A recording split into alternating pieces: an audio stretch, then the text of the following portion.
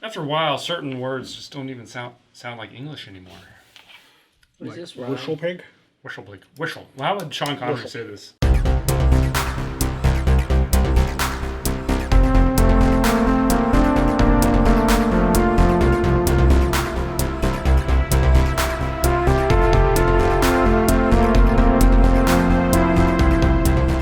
Welcome to Curiosity Public.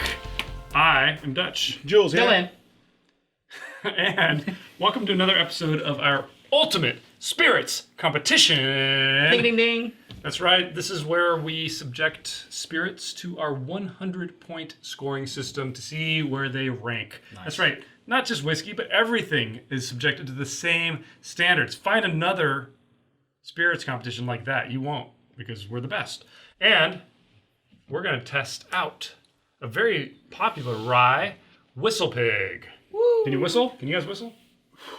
No? All right. Well, I can, but you can't. Whistlepig, this is kind of their baseline. So eventually we want to do some of the other Whistlepigs, but this is their 1010. It is aged 10 years. Sorry, 100. Aged 10 years, proofed at 100 proof, straight rye whiskey. This was actually a gift from our good friend P-Dog to me. P-Dog. Way back in the day.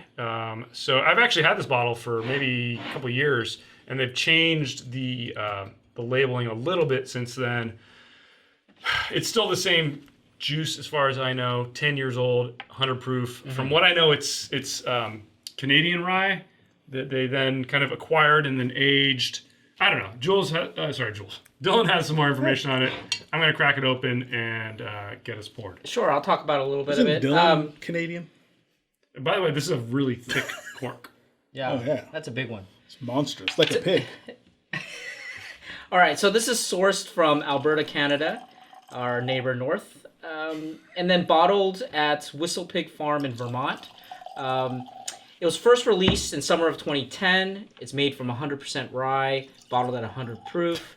Hence, it's the not 1010, but 100. 100. 10-100. Yeah, 100% rye, 100 proof. Oh. The story of the It says Whistlepig... 10-100 here. 10-year rye, 100 proof. Okay, whatever. All right, so I think the advantage of getting something like this is that if you are a rye fiend, this is fantastic, right? You're just getting pure 10 rye, straightforward. I've been around the world, and there are some places where they would go, oh, I got this 100% rye whiskey. It's aged 6 months, 8 days, $450. Yeah. Wait, this is 100% rye? Did you just say 100% rye. Wow, interesting. I gotta say one huge shout out here to Whistlepig. This is an excellent bottle because I didn't spill a drop. Oh. The wide mouth, the wide cork, You great. mean that? Great bottle. You mean that? Well, you did that. I did not do that. How dare you? Spider pig. Spider pig. It's a spider pig. Anyway, I like the bottle. Let's get tasting, and we'll be back in a second with our scores. We'll talk about our scores. That's a rye nose, baby. Yeah, how much was this? This clocks in the these days, at least, I think in the $70 to $80 range. So it's up there. I think when this actually came out, I think it was a little cheaper. You can call me on that, but I think it was. These days, yeah, $70 to $80. And again, just so it's totally clear, 100 proof, 50% alcohol. So this will even satisfy a guy like Dylan with the proof. He's texting down there.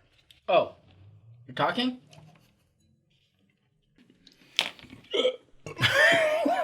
Jeez. The beast has arisen. You know what they have woken in the depths of Mordor. The dwarves delved too deep. Yeah. Oh, dude, with a drop of water, Really? it's a different I was thinking experience. about doing Try it, seriously. Like the numbing spice goes away. What is a numbing spice? You ever had like numbing pepper? Like, you ever had like a Sichuan style cooking with the numbing peppercorns? You ever been to Spicy City? Do you think you'd end up on the Rebel Alliance or the dark side? Dark side. I'm easily coerced. Well, course, definitely dark side. I'd be leading it. So you're gonna be I think they're just a misunderstood. hooded, grungy, wrinkled old white dude. I think they're just misunderstood. Describes Dylan. It's I pretty think accurate. Look, I think there's too much chaos in that universe, Chaos. Chaos. and you need to bring balance to the force. No, whatever, Dylan. You know you grew up wanting to be Biggs. No, you mean Jar Jar? No, I told you. I like Jabba, and Jabba the Hutt. and I think I sympathize with Palpatine. Wow. All right, guys, we've had some time to taste. We are ready to discuss our scores. Let's start with the good. All right, guys, the good. Dylan, you want to kick us off? Yeah, so I'm going to focus on three things. The good is the body, the complexity, and the balance. I got to say, for 100 proof, I think the body is where it's supposed to be, and I appreciate that. I think it's there. It's syrupy. I think it has enough heft to remain on the palate and provide the flavors that it's supposed to. It's definitely complex. I'm actually surprised that for just a straight rye that I'm getting so many different types of fruits and flavors. I get the wood actually, but you get a lot of that sweetness too, a lot of molasses and a lot of and I would say if I had this blind, I would. It might be a little bit difficult to compare it with like the high rye bourbons in some ways because I think it has a lot of the sweet flavors and things like that, and I think they could have messed this up. I've tasted so many different types of rye around the world where they say this is the best thing since sliced bread. All these young people going out there Sliced saying, rye bread. yeah, and they would be like, oh, it's aged 6 months, and they're charging $450. I'm happy to pay it because it's amazing. No, it's garbage. This actually has that balance that you want, so that's the good. Interesting. Jules? I actually thought this was very drinkable.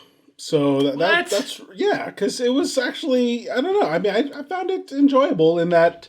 Again, not very, very good drinkable. It was like in the 7 range for me because I really like but I was getting a lot more of the peppermint feel, and I actually like that taste. You know what I mean? So that's why I appreciate it more. It's more like this peppermint tea kind of flavor coming forward. I got a lot of the pine tree smell and stuff. So I don't know. I really enjoyed a lot of that. Yeah. Weird.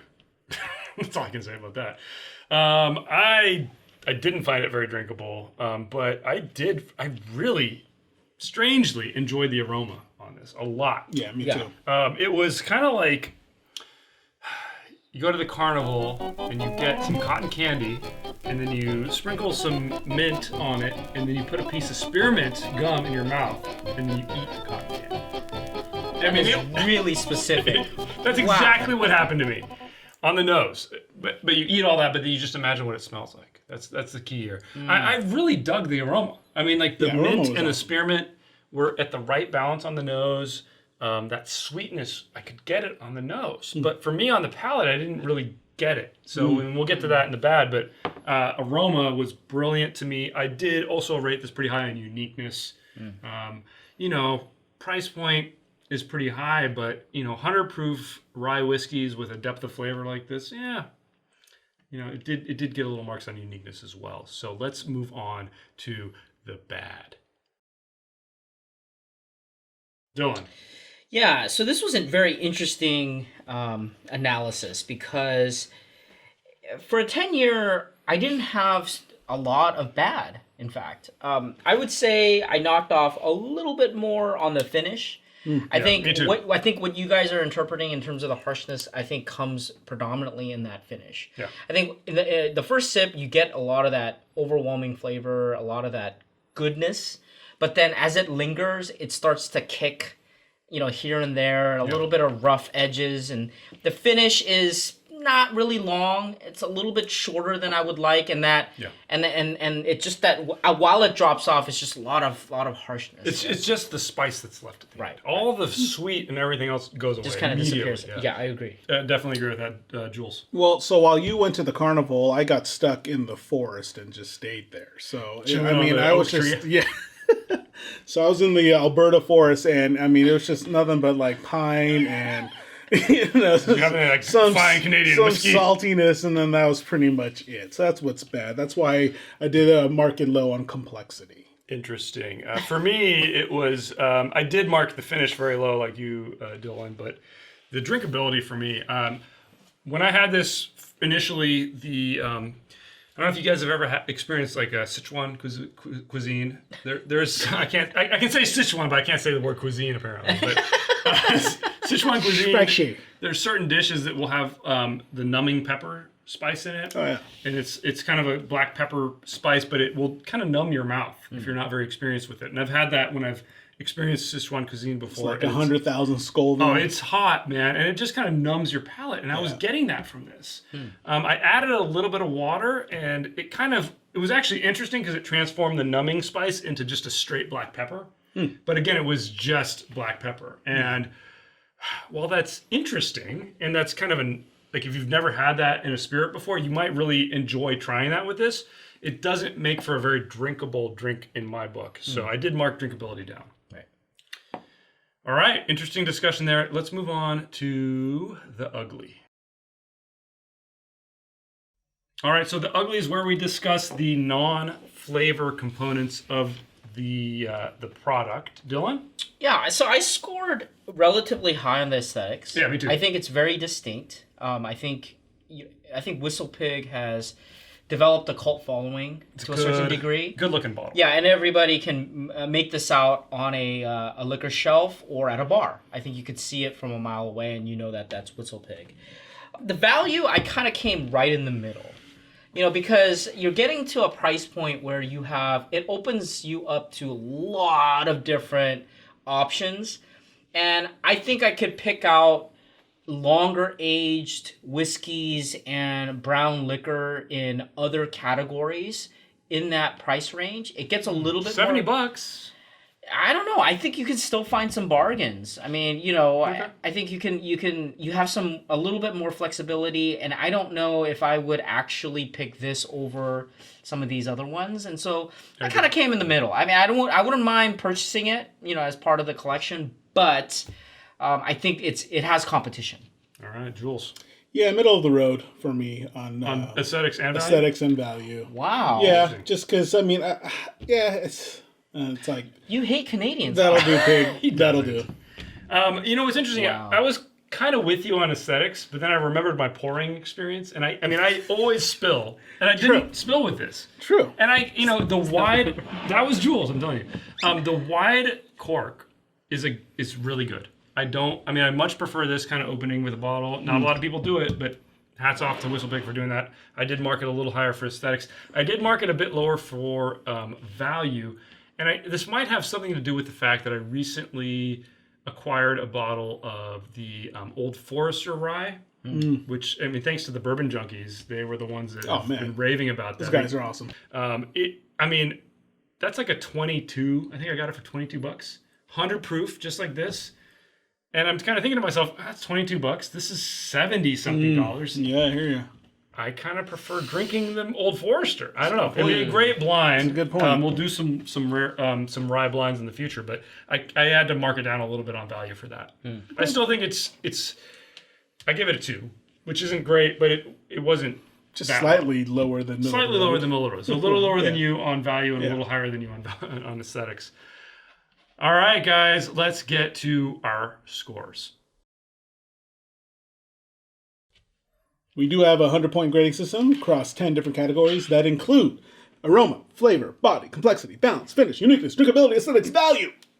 That's 10. You got it right. And we do give awards for everything over a 60, basically. You'll get a bronze at 60, you'll get a silver at 70, you'll get a gold at 80, and you'll get platinum if you get above 90. So really hard to get that high because for us, we're very strict. A 50 is an average liquor, so... Which doesn't mean it's bad. Doesn't mean it's bad. It just means it's average. So let's get our scores for Whistlepig 10-year. Dylan, I gave it a 75. 75. Wow. Jules, 64. 64. And I'm right in the middle, 67 between you guys. There we For go. our Uh-oh. official, Uh-oh. this is going to be close. Did he get it, Silver? Official score from Here we Curiosity go. Public's Ultimate Spirits Competition for Whistlepig 10-year-old rye is What'd you get? What'd you get? a 68. Oh, It's wow. It's a bronze. It's a bronze, eh? It's a bronze. I mean, it's right. close. It's close. It's Yeah. on the edge. And I'm actually It's okay with worthy that. of it, it's yeah. got some rough edges. Yeah. You know, if some of those were rounded up, I mean, they've got a lot of other expressions. I'm sure when we tried the 15-year-old or some of the other ones, they've definitely got some that are in the silver gold range. I'm almost certain because people go crazy for this stuff, especially the Boss Hog. But we wanted to start here with their basic offering, and it gets a respectable 68. Dude, 4th place at the state fair, not bad. You know what? So, this is really telling. So you're telling me. Fourth place at the state fair. How long have you been thinking And of there that goes one? Dylan's thunder. Yeah, no, I'm just saying, like, you know, for the guy wearing the Weeder Frunk shirt, you know, I gave the highest score. I'm impressed. I mean, you're a weeder guy, and you give a rye. Yeah, I'm Wow. impressed, too. Yeah. All right, Jules, take What us out. happened? Hey, tell us what you guys think in the comments below. Smash that thumbs up if you like this episode. Subscribe for more videos from us. And as always, Stay curious.